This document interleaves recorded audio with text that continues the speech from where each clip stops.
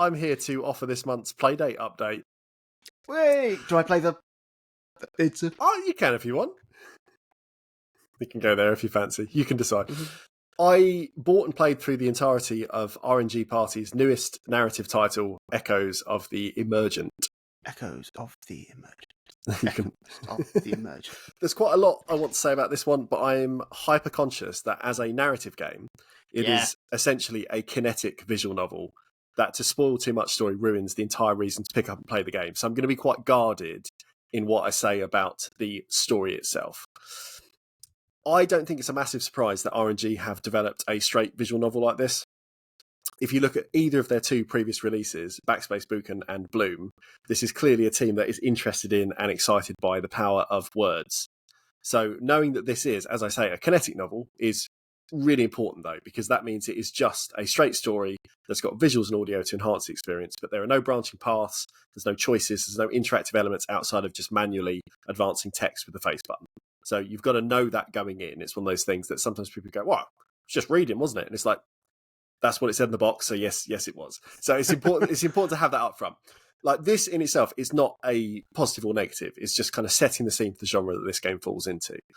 But it was, though, for me at least, a bit of a disappointment from the off because of how effectively both Backspace and Bloom used language and our relationship with text to enrich their experiences massively. You know, Backspace Buchan totally reinvigorated the Typing of the Dead framework by smashing it into a dungeon crawler and then making every single letter of every single dialogue box feel weighty and purposeful because you were typing everything. So you were really, really connecting with everything on screen. Every word that was given to you, you had to interact with. Bloom was much closer to a straight visual novel, but miraculously used all these subtle choices in dialogue to make a basically linear narrative feel incredibly complex and individual to each player. Like, we've bigged both of these games up extensively on this show. Bloom in particular has got to be one of my favourite straight narrative experiences of all time. And as much as it's important to look at every game or piece of media on its own merits, Echoes of the Emergent just didn't do it for me in the same way. Like, I can be quite honest with that. Didn't do it the same way. The setup, and like I said, I'm deliberately holding back most of this here. I'm just giving you essentially what's on the store page.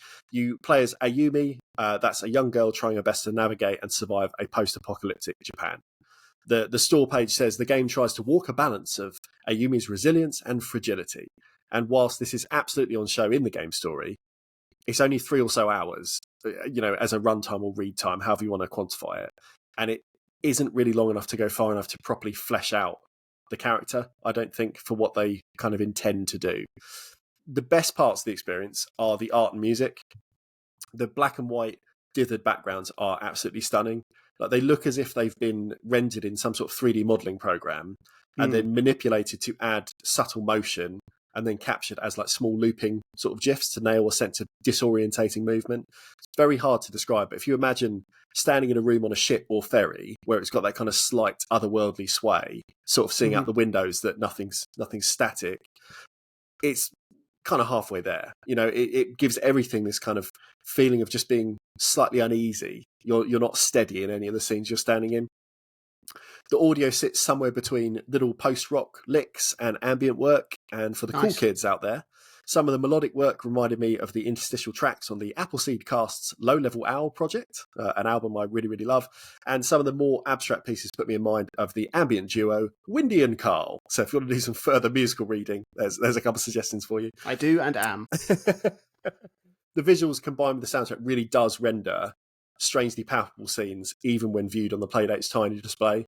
So, big kudos to the team in making something so small still feel quite grand in its presentation. The writing then, as I've alluded to, what I'd expected to be this game's biggest strength didn't quite hit for me. And I think part of it is the Playdate's limited screen size means that the whole game is written in quite short sentences. And whereas that limitation was leveraged in Bloom to reflect post-millennial text conversations brilliantly, like stunningly well, they looked at what they could work with and just said, well, text messages then, isn't it? That's how people talk. And it just worked perfectly. Here, it kind of makes the narrative feel a little bit clipped and rushed because you want a bit more kind of flavour and detail to a sentence to kind of describe what the character is seeing, and you're not always able to get it in a way that feels satisfying. The pacing overall as well, there's kind of a lack of consistency, I think. So the game is broken down into 3 acts. The first 2 feel like they're a bit too long, could be kind of segmented into chapters or however you want to break it up. Whereas the final act basically tries to fit about 3 hours worth of story and exposition into a 10-minute section at the end. And it just feels too short by contrast to the others. Again, not going to comment on the content itself, but as I'm sure you can infer, it didn't offer the satisfying payoff I was hoping for in that sort of truncated form. Again, not wanting to continually fall back to Bloom because it's mean to do so, but the ending of that game ramped up so well with a sense of like genuine tension and then such beautiful release, like really like an emotional payoff that really, really delivered. The rush that Echo seems to be in to get to its finale just seemed really out of character for the team. I don't know if they just wanted to finish this because they're working on another game concurrently, if they had kind of, they needed some income coming back in to support the studio. I really don't know. But it kind of feels like it just needed more time to really push this story a bit further. It is what it is, I guess. But I hope that RNG's next big title, the mysteriously titled For Home, does just a little bit more. Because narrative focus is absolutely fine by me. But I want either a little bit more mechanically, if you're going to kind of break things up to kind of complement the narrative and the story and the text, or something a bit more in its linguistic systems, because, you can do a lot with text. You can do really, really creative things. If I think back to something like Kentucky Route Zero, it is primarily just reading text.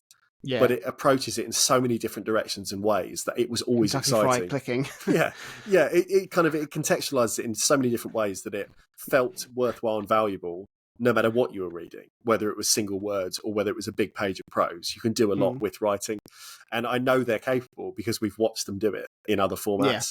So it's a bit of a sad face from me, but I just want more from them. I still love the team. I just want to see them really, really deliver again.